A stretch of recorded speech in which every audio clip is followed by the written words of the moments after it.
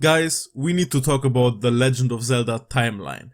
This has been a hot topic for a long time for fans. There are countless of videos discussing where Breath of the Wild and Tears of the Kingdom would fit in the timeline. Countless of videos of people discussing and theorizing on specific events in the Zelda timeline. But on the other hand, almost 50% of the videos that are discussing the Zelda timeline hate it and think it doesn't make sense at all. There's still a ton of people actually thinking that the Zelda timeline was not something Nintendo ever wanted to create and fans forced them to make a move. You see, prior to Skyward Sword there was not a single word from Nintendo about the Zelda timeline. Only on December 21st, 2011, when the sacred Hyrule Historia dropped, we finally got an official timeline. It was finally here. Look at its glory. It all makes sense now, isn't this amazing? Fans are gonna love this, right? No! Yeah, the reception was mixed at best. Fallen Hero timeline? That makes no sense. Did they really just push all the old games before Ocarina of Time in a separate timeline and call it a day? Why is the timeline split into 3 branches anyway? Nintendo just made this to appeal to fans. The timeline doesn't matter. This sentiment continues to be even stronger today. Since the release of Breath of the Wild and now Tears of the Kingdom, the timeline doesn't seem to matter anymore. Rito and Zora exist in the same time now. Heck, the game even references literally every Zelda game prior to Breath of the Wild. Not only in location but also in lore. Nothing makes sense here. The Zelda team won't give us a concrete answer as to where the games are placed, at all, to the point where people were making wild theories about timelines converging again. Now in 2023, we accepted the fact that it just placed thousands of years after every other Zelda game. Nintendo doesn't seem to care anymore as well. Even recently they made it clear with Tears of the Kingdom. While being a direct sequel to Breath of the Wild, the game does not try in the slightest to be consistent with already established lore. In a recent interview, one of the Zelda devs was asked why the Sheikah technology is not present in Tears of the Kingdom anymore, and their answer was, "Don't worry about it. It just disappeared one day and no one cared to ask why." Huh? This explanation doesn't even make sense in canon, because there is still a Guardian on top of the Hateno lab and Pura used Guardian parts for the new towers. Listen, it's clear, Nintendo prioritizes gameplay over story. This was stated by Aonuma already multiple times. They are first going to find amazing ideas for gameplay scenarios and then build a story around it. It has always been like this. They never shackled their creativity to create a new world with new people and new puzzles just to fit perfectly within Hyrule's history. But if you're one of the people that still think the Zelda timeline doesn't matter and Nintendo didn't think about this at all, you are wrong. And I will prove this to you. And to do that, we only need to look at the Zelda timeline. No, not the chronological one. I'm talking about the release order of every mainline Zelda game. It all started in 1986 when The Legend of Zelda was released on the Famicom and NES. It tells the story of an evil dark prince known as Ganon that stole an artifact known as the Triforce of Power. Would Ganon be able to gather the full Triforce, he would sink the world into despair. To stop the evil prince, Zelda took the Triforce of Wisdom and split it into 8 parts that are scattered around the world. Our hero Link has to find them and stop Ganon from doing his evil deeds. A very simple story as it was common back then in games. Something to get you motivated to play the game. It was the first entry to a series that could have easily ended then and there if it didn't sell well. The story concludes with Link collecting all pieces of the Triforce and slaying Ganon to save the world. So far so good. The next game in the series would also release on the NES with Zelda 2, The Adventures of Link. It's a direct sequel that follows up on the story from the first game. A few years after the events of the first game, Link sees the Triforce mark glow in his hand and Impa tells Link that he has to find the 3rd Triforce piece, the Triforce of Courage, to finally awaken the old Princess Zelda from her slumber. All the while, Ganon's minions will try to use Link's blood to reawaken their master with it. At the end, Link prevails and awakens the sleeping princess. Once again, a very basic story for the time, but it clearly established a timeline of events. As usual for second games, it's just a sequel story. But that would change with the next game in the franchise.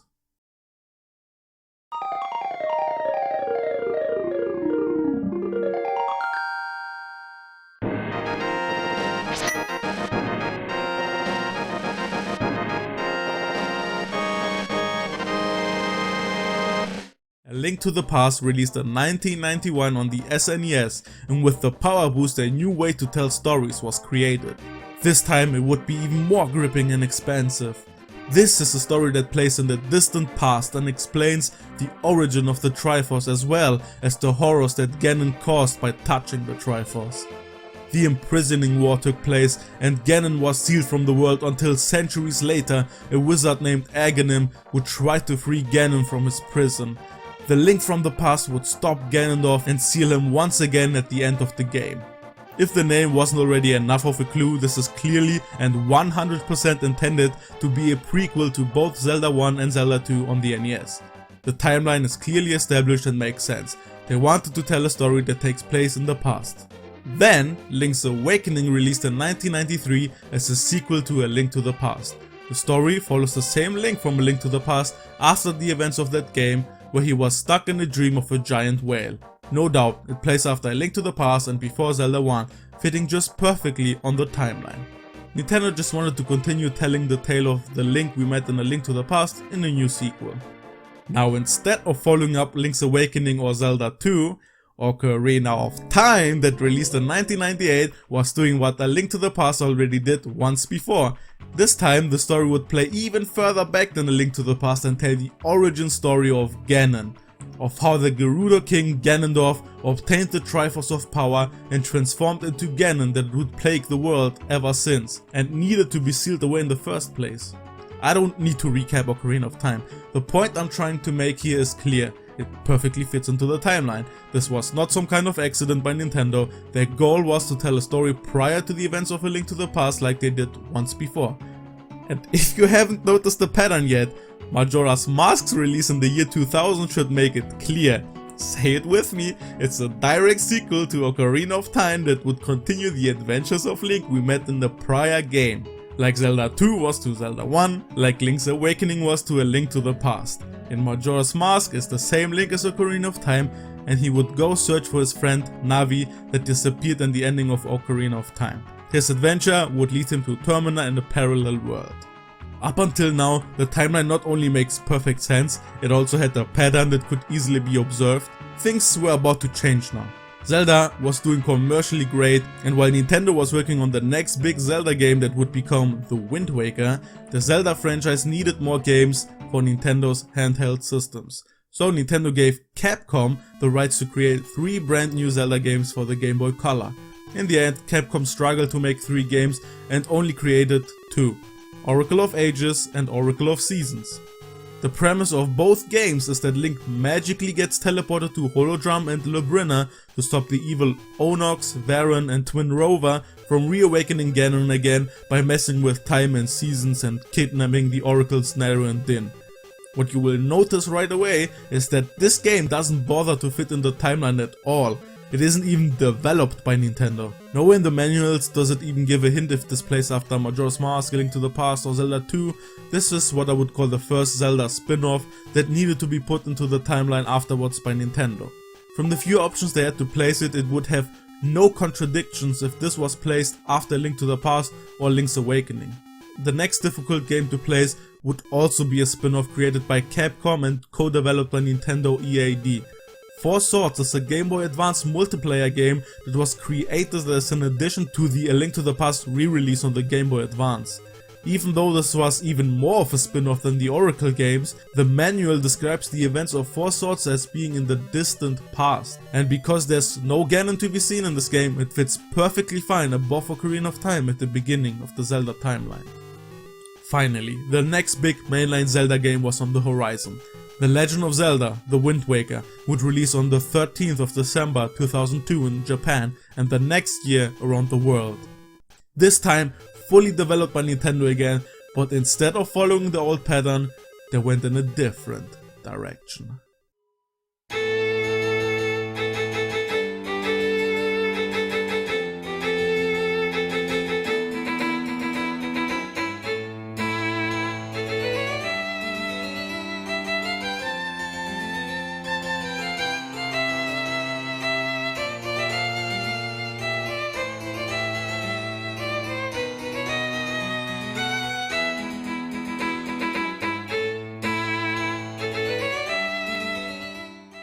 This gave everyone who played Ocarina of Time goosebumps. The beginning of the game makes it clear that the events of Ocarina of Time happened and were passed through generations until it became legend. But even later in the game we will find evidence that yes, this is indeed a direct sequel to Ocarina of Time. The events say that once evil came back to haunt Hyrule, the hero of time did not appear again, and with no other choice they used the power of the Triforce and sealed Ganondorf together with Hyrule beneath the ocean. Why did Link not appear to save them? This is the point in the video where we'll have to address timelines and time travel.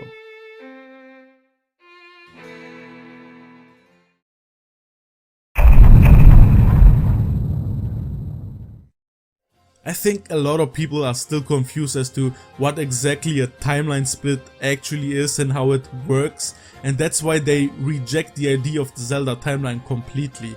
So let me try to explain this to you from the ground up. Imagine if you had means to travel back in time. Maybe you would go back to the 90s or later. I don't know, maybe go enjoy some Michael Jackson concert or whatever. Now what if you accidentally changed something in the past that would make no sense in your future? For example, what if you accidentally get your father involved in an accident that prevented him from having children and prevented you from ever being born? If this happens and you were never born, you can't use the time machine to actually go back and get your father in an accident.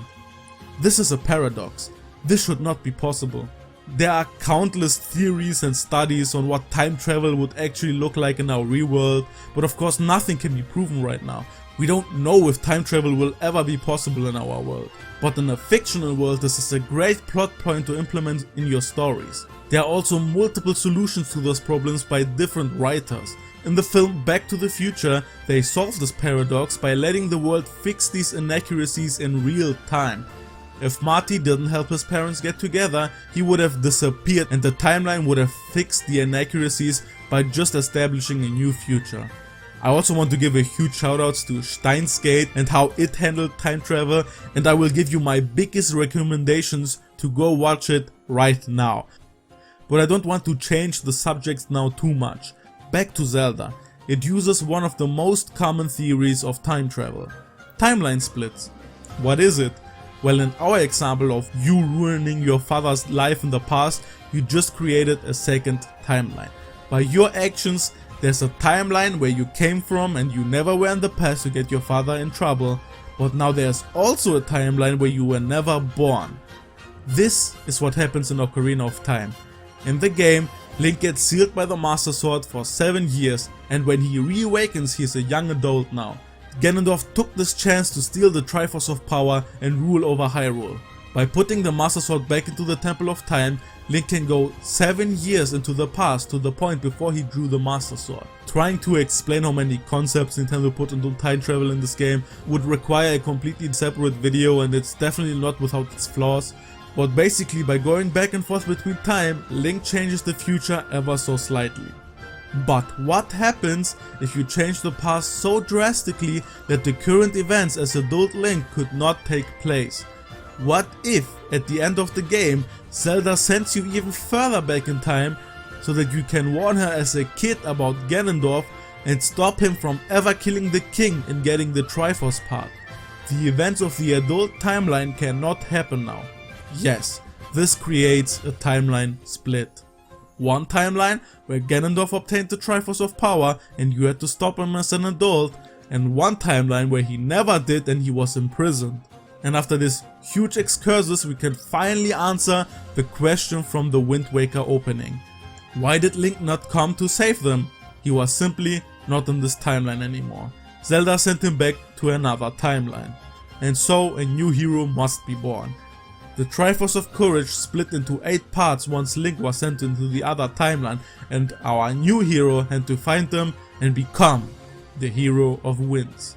This timeline would later have 2 direct sequels, both releasing on the Nintendo DS. Phantom Hourglass plays directly after Link and Tetra leave Hyrule and search for a new country, and Spirit Tracks plays directly after that in the new established Hyrule.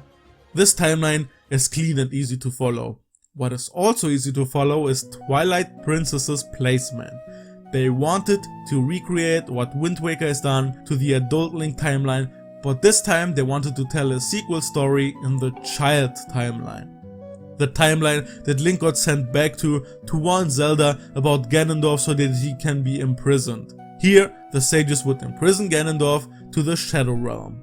But not for long, he would break out of his prison once again and terrorize Hyrule. In this time, a new Link was fated to fight against him and free Hyrule. The old Link from Ocarina of Time would become the hero Shade and aid Twilight Princess Link in his quest. In this timeline, Ocarina of Time Link never fought against Ganondorf, and so Hyrule doesn't remember his heroic acts, a tragic story. But his will would be passed on to the new generation, and the hero of Twilight would kill Ganondorf once and for all. Okay, so if you were following the release schedule of each Zelda game with me, you probably noticed that I made a few jumps now towards the end, and that's just because they fit better with my explanations, but let's cover the few remaining games I glossed over. The Minish Cap was intentionally written to tell the backstory of Vati and the creation of the Four Swords that were important to Four Swords. We placed this game a long time ago in the beginning of our Zelda timeline. So Minish Cap was intentionally placed even further back and is now the new first entry in the Zelda timeline. Then on the other hand, we have Four Swords Adventures, and here we walk into a bit of a problem. This could have easily just been a sequel to Four Swords if they wanted, but they included Ganon into the story. Being intentional or not, this means the game can't possibly be placed before Ocarina of Time, but it also really doesn't fit anywhere else in the already established timeline. Four Swords already felt hugely like a spin-off, and now the same applies to Four Swords Adventures in my opinion. They didn't really think this one through and later had to put it in somewhere. Let's finally talk about the official timeline, shall we? Let's compare it to ours. Let me just complete the rest here and oh, what is this? We created 3 sequels to Ocarina of Time, Aonuma. What happened? 1, where Ganondorf had the Triforce, transformed into Ganon and couldn't be stopped, and the sages sealed him in the Sacred Realm. 1, where he was stopped by young Link before he got the Triforce, and then killed by the hero of Twilight. And 1, where he was defeated by the hero of Time that led into the Great Flood. Whoopsie daisy. So how do we fix this?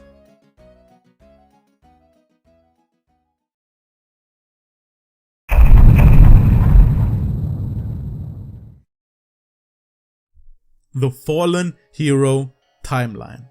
If you followed my ramblings up until now, you understand how we got into this predicament. We have no idea if Nintendo made Twilight Princess knowingly contradicting the events of A Link to the Past, or if they didn't think this through at all. I'm not here to find excuses or act like Nintendo planned this all ahead. They had a vision for almost every game they created and where it would fit in the timeline in relation to other games. But because they were so focused on telling amazing stories that were placed as direct prequels or sequels, they didn't have enough foresight to see this one through completely. This was never planned to be such a huge franchise with so many games. They were just creating game after game and putting fun gameplay and direct placements as the most important objective. Now there were 3 oddities in this timeline to fix. They needed to fit Four Swords Adventure somewhere, and so they just put it after Twilight Princess while explaining that the Ganondorf from the game was a new incarnation and not the one who died in Twilight Princess. I guess. The Oracle games already had a decent spot somewhere before or after Link's Awakening, so they just put it before Link's Awakening for now. That would later change for whatever reason. They decided to put them after Link's Awakening on their website now. This literally changes nothing, but to me it shows that they cared enough to make a fix in the first place. But where do we put this whole timeline that is left? It has to be after Ocarina of Time, but it can't fit in the other 2 timeline splits. So a 3rd timeline was born, the Fallen Hero Timeline. Yes, Link dies. Is this a cop-out? Maybe. Did they fix this last second? An even bigger maybe. Does this even make sense? Yes, because of time travel and how timeline splits work. I think their explanation of this third timeline was super lacking and confusing, so I don't blame anyone who didn't get it. Link dying in this timeline does not mean every time you lose in the game, the timeline splits. This also doesn't mean that such a timeline split can occur in any other Zelda game because of the possibility of Link dying. Ooh. A timeline split like this can only happen because of time travel. Someone went to the past and changed something so important that it leads to Link not being able to defeat Ganondorf. That someone could have also been Link himself. He went so many times to the past to obtain certain things or give someone an item that they didn't have before. These are all small, unimportant changes in the timeline that don't affect the future too much and most likely lead to the same conclusive future. But what if one of his actions lead to a butterfly effect that changed the future in a drastic way? A butterfly effect is the theory that a seemingly trivial action now may result in a much larger consequence in the future. For example, when a butterfly flaps its wings in Asia, that minuscule change in air pressure could eventually cause a tornado in America. And if you would go to the past and somehow prevent that single butterfly from flapping its wings in that specific time frame by coincidence, it would never cause a tornado to appear. This is of course one of the biggest, worst / best case scenarios, but you get the idea. What if one of Link's actions in the past caused a timeline split? What if speaking to a Goron in the past influences Big Goron in the future to such a degree that he built a faulty Big Goron sword that gives Ganondorf an opening in the final fight against Link? This is of course one of many possibilities that are possible because of the butterfly effect, and of course we don't even know if it was because of Link or someone else's actions in the first place. This is all a theory, but the whole point of this massive rant is that the Fallen Hero timeline is not illogical. Time travel allows for such a split to be possible. Was this Nintendo's last minute fix to a problem they themselves created? It is very possible, but that doesn't change the fact that it works. Before I reach the conclusion to this video, let's address a few missing entries that I didn't put in our timeline. Skyward Sword was made and marketed to be specifically at the beginning of the Zelda timeline. It was about the creation of the Master Sword and the curse that would plague the future generations to come. We know this already happened many times before. Nintendo loves to go even further into the past legends that create the Zelda history. They did it with A Link to the Past, they did it with Ocarina of Time, Four Swords, Minish Cap, and now with Skyward Sword. This was always intended to be placed on the timeline. And now that Nintendo made up their minds about how the timeline should actually look like, it was easy to place Skyward Sword on top and A Link Between Worlds after A Link to the Past. They of course had to consider that the Link from A Link to the Past was also the same Link in Link's Awakening and the Oracle games, so A Link Between Worlds fits perfectly after these games and before Zelda 1 and 2. Triforce Heroes is a spin-off like the Four Swords games already were, but they used the same Link from A Link Between Worlds and just put Triforce Heroes as a sequel to it. And then a new era was about to begin for the Zelda franchise. Breath of the Wild and Tears of the Kingdom are massive deviations from all other Zelda games, not only in gameplay but also in story. They reference every single Zelda game that came before them. They even mix races from different timelines. The only reason Rito even exists was because the Great Flood in Wind Waker forced Zoras to evolve. And Tears of the Kingdom introduces even more contradictions and questions. The founding of Hyrule, the imprisoning war, the introduction to the Zonai that were never heard of before, and then we have the whole Ganondorf situation mirroring Ocarina of Time so closely, yet being completely different. It already was tough enough to place Breath of the Wild into the current timeline, but now most people have just given up. And Nintendo's official statement to the timeline is that they play thousands of years after every other Zelda game. Have they given up on the Zelda timeline completely? Are they starting a new fresh timeline and just put it at the end of the old one for continuity's sake? Or are they maybe even hiding a bigger secret from us and it is actually another timeline split that actually occurred canonically during the events of Skyward Sword? Maybe this is a theory for another time. This video was only meant to prove to you that the Zelda team always had a timeline in mind. No, they didn't always think the timeline would end up looking like this. They only really cared to tell a continuous story of legends, games that are directly connected to each other, be it as sequels or prequels. And with the introduction of time travel in Ocarina of Time, they also intended to have timeline splits. It was not by accident that Wind Waker was placed in a different timeline than Majora's Mask and Twilight Princess. And while the Fallen Hero timeline was most likely a last minute fix, it still makes completely sense in canon. Hey, I don't even want to make any assumptions anymore. Maybe the third timeline split was always intended by Nintendo. We don't know. But now, after Breath of the Wild and Tears of the Kingdom, it feels like we are distancing ourselves from the old ways. After Nintendo created the whole Zelda timeline, they maybe felt like it was a great conclusion to the 30 years of the Zelda games. Maybe they felt like staying in this timeline would limit their storytelling approach too much, and starting fresh was the way to go. But it is clear that the new events are just lightly connected to the old timeline. The imprisoning war from Tears of the Kingdom is not the same as the one from A Link to the Past. The founding of Hyrule is not the same one that happened after Skyward Sword. Be it a reboot or a different timeline again, I just really hope Nintendo continues to care about the Zelda continuity and gives us more answers in the future, with maybe a prequel to continue the trend they already had going. People who don't care about the timeline will most likely never care, but it means a ton to the fans who actually do. And with that, thank you for watching. I hope this video made sense to you guys and explained some of the details you didn't think about before. If you have any questions left, or if you want to add additional information for the Zelda timeline, please leave it in the comments below. I would really appreciate it. And if you enjoy Zelda content, definitely leave a like and subscribe for more Zelda stuff in the future. Do it for Nia.